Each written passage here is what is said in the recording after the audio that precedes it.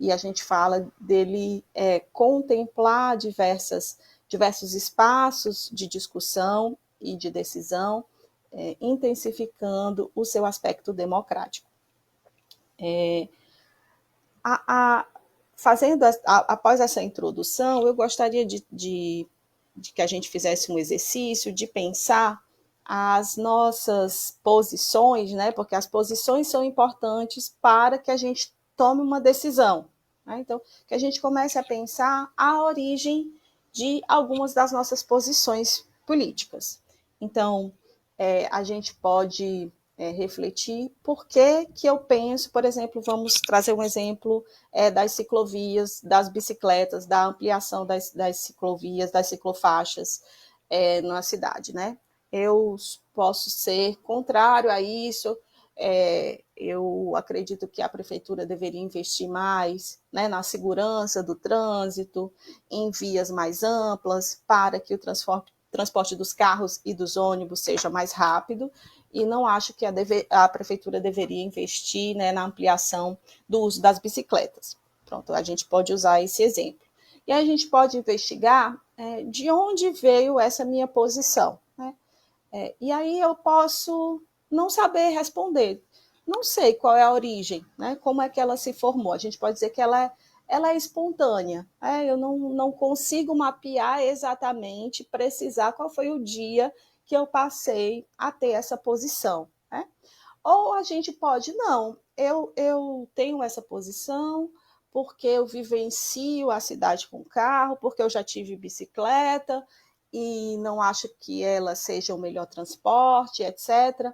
Né? Então, a gente pode dizer que essa é uma opinião informada, né? Ela foi experienciada, ela foi vivida por esse indivíduo, e ele chega a ter, reflete sobre a sua experiência e chega a ter essa opinião. Ou pode ser uma opinião que ela foi oriunda da leitura ou do diálogo com outros indivíduos sobre o tema. Então, a gente diz que essa é uma opinião, ela pode ser informada, né? Você leu, pesquisa sobre esse tema, ou ela é uma opinião compartilhada. A partir do diálogo que você tem com algumas pessoas, seus professores, seus colegas, seus vizinhos, seus parentes, você começa a refletir sobre um tema que poderia passar despercebido se não fosse essa interação com os outros. Então, a gente pode falar também que a opinião ela é construída. E aí, uma outra forma da gente ver as nossas posições, né, como é o que a gente pensa sobre certos assuntos, é entender esse mesmo processo que a gente falou de uma decisão política, né, no nível institucional, como ela acontece também no nível individual, né? Quando eu era criança, eu não pensava muito sobre bicicleta, sobre carro, eu nem dirigia, né? Esse não era um tema. Até que um professor trouxe isso um dia na escola, os meios de transporte, todos nós passamos, né, por essa aula na escola, e esse tema começa, então, a ser refletido por mim. Aí eu escuto meu pai falando, né, como as bicicletas atrapalham o trânsito, e por que a prefeitura investe em bicicletas e não nos carros, né? E eu começo a rastrear e perceber que a minha opinião ela foi também construída ao longo do tempo, certo? Então, ela também é um processo alongado. E o que eu queria trazer aqui é que esse processo ele ele não tem um ponto de finalização. Isso quer dizer que as suas posições políticas elas podem ser refutadas por outras pessoas e elas podem ser disputadas por outras pessoas, né? Então, a disputa política das opiniões dos indivíduos envolve, de certa maneira, uma conquista e uma transformação de uma opinião política anterior, certo? E como que esse processo é feito? Né? Como é que essa opinião, então, que o indivíduo tem, ela passa a ser, então, transformada, inclusive, de o indivíduo ser convencido a uma posição diferente e contrária da que ele tinha anteriormente. Ele fala, não, eu fui convencido que as bicicletas têm importância, que investir nelas tem importância para a cidade, né, para o meio ambiente, etc. Então, ele passa a essa transformação da sua opinião. A gente pode pensar isso no nível individual, todos nós podemos refletir de onde vem essa minha opinião, né? De onde vem essa minha posição política? Por que eu acho tal coisa sobre, né, tal problema social? E a gente pode, né, chegar e rejeitar esse processo reflexivo e dizer, não, essa opinião é muito óbvia, é claro que eu só poderia achar isso. Mas a gente pode insistir e tentar averiguar de onde veio essa minha opinião, como é que eu cheguei a ter essa opinião, né? Então, rejeitar, digamos assim, essa espontaneidade, que ela surge, que ela é óbvia, e investigar e rastrear esse processo. Por que eu estou trazendo essa discussão? Porque esse caminho, né, essa atitude reflexiva que a gente pode fazer individualmente, ela pode ser feita também em pequenos grupos e pode ser feita também em grupos maiores, que seria, então, né, até que o que o Raulino trouxe no fascículo, os espaços de discussões políticas, de trocas de opiniões. A gente pode fazer isso na nossa família, a gente pode fazer isso com os nossos amigos. A gente fala que esses são espaços informais, ou seja, não existem regras ali estabelecidas para como essa discussão vai ser conduzida. Quem é que pode falar, quantos minutos podem falar, né? Não existem uma formalização dessas discussões. São discussões do nosso cotidiano mais espontâneas. Mas existem espaços onde essas discussões elas podem ser formalizadas, né? Espaços de discussões políticas podem acontecer no nosso cotidiano, né? Fora dessa espontaneidade da família e dos nossos laços afetivos, e gerar esse processo, né, de compartilhado de troca de ideias. Por exemplo, na escola. A escola pode ser esse espaço, né? Você pode ter aulas sobre um tema, sobre meio ambiente e transportes, e o aluno traz, né, uma ideia divergente do texto, o professor, né, elabora aquela ideia divergente, o outro aluno responde, e dentro dessa sala de aula, algumas regras precisam ser respeitadas, né? A gente já disse que é um espaço de discussão mais formalizado.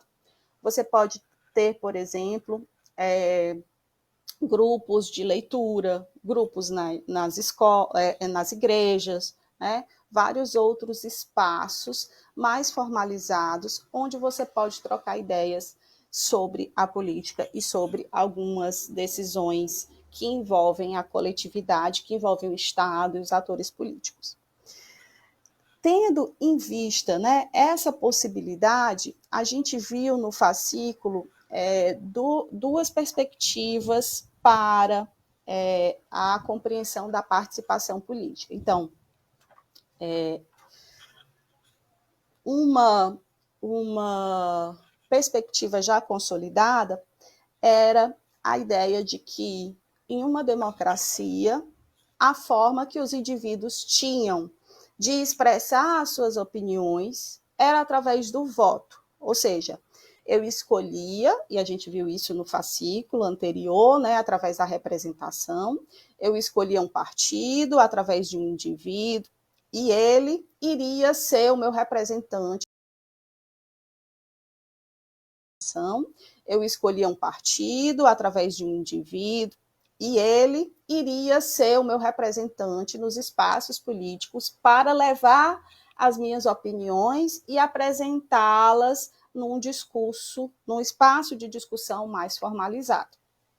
Essa foi uma conquista política muito importante dos nossos últimos séculos, né, que a gente chama de sufrágio universal, ou seja, todos os adultos que tenham, né, um vínculo nacional podem ter um direito a votar e a expressar essa opinião política.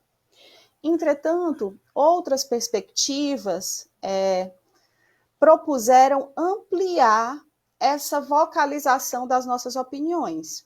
Ou seja, o momento eleitoral, ele não foi desprezado, ele é importantíssimo, ele é uma conquista política muito importante, mas ele é um momento muito limitado, né? No caso brasileiro, ele acontece a cada 2 anos e, de certa maneira, na urna você não coloca muito a sua opinião, né? Você escolhe alguém que mais ou menos se aproxima das suas ideias, que você acredita ou que você confia que vai saber conduzir essa troca de ideias.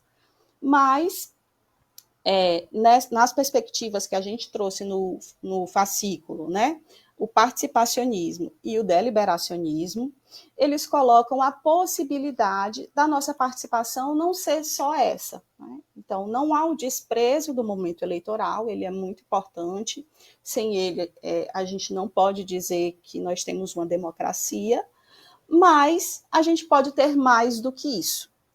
E é dessa compreensão sobre a formação das nossas ideias e a possibilidade de que a gente pode transformar as nossas opiniões e de fazer isso de maneira coletiva, nós temos a perspectiva da participação e da deliberação. Então, eles concebem, né, muitos dos autores e dos defensores dessa perspectiva, eles concebem espaços mais formalizados de trocas de ideias, ou seja, a gente também não despreza esses espaços informais, porque muitas das nossas convicções, né, e das nossas emoções com relação à política vêm do nosso espaço mais próximo, digamos assim, familiar e amigos, mas da possibilidade de que isso se transforme numa teia de participação política e que, para isso, a gente precisa ter, então, regras mais formais que construam e que organizem esses espaços ampliados de participação.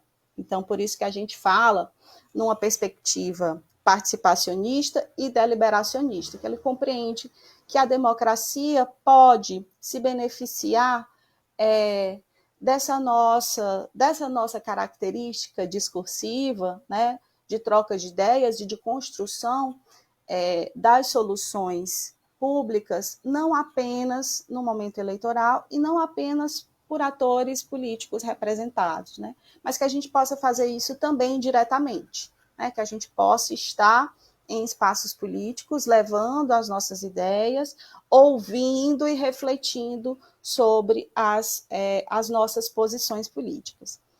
E aqui, para finalizar, eu gostaria de também trazer uma questão que é fundamental para estruturar, né, isso que eu venho dizendo, que é uma compreensão de que as decisões políticas, ou seja, as soluções dos nossos problemas coletivos, elas não são decisões puramente técnicas. Aí vocês poderiam me questionar e dizer, né, por que não, professora? Se a gente vai construir uma ponte, é muito melhor que seja um engenheiro que já construiu pontes, não é? Do que uma pessoa que nunca entendeu sobre isso. Então, por que a gente vai entrar numa discussão política sobre como construir pontes, se eu não tenho formação nenhuma sobre isso, se eu não tenho nenhuma especialidade técnica sobre isso, né?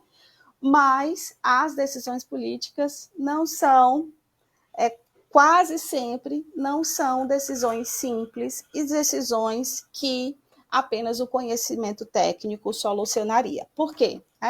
Aquela ponte, ela vai trazer impactos ambientais, ela vai transformar a vida das pessoas que estão ao redor, né, daquela ponte, ela vai trazer custos. Quem vai pagar por esses custos da construção dessa ponte, né? Quem vai fiscalizar o processo de construção dela? Então, a gente não concebe uma decisão política apenas como uma decisão que deve ser restrita aos especialistas sobre aquela temática. Uma decisão política, ela envolve também o compartilhamento dessas opiniões e também, né, a transformação delas, o convencimento. E pode ser que, né, você traga todas as estatísticas, todos os especialistas, faça inúmeros debates com aquela população que vai ser afetada por aquela ponte e a população decide ainda assim não querê-la.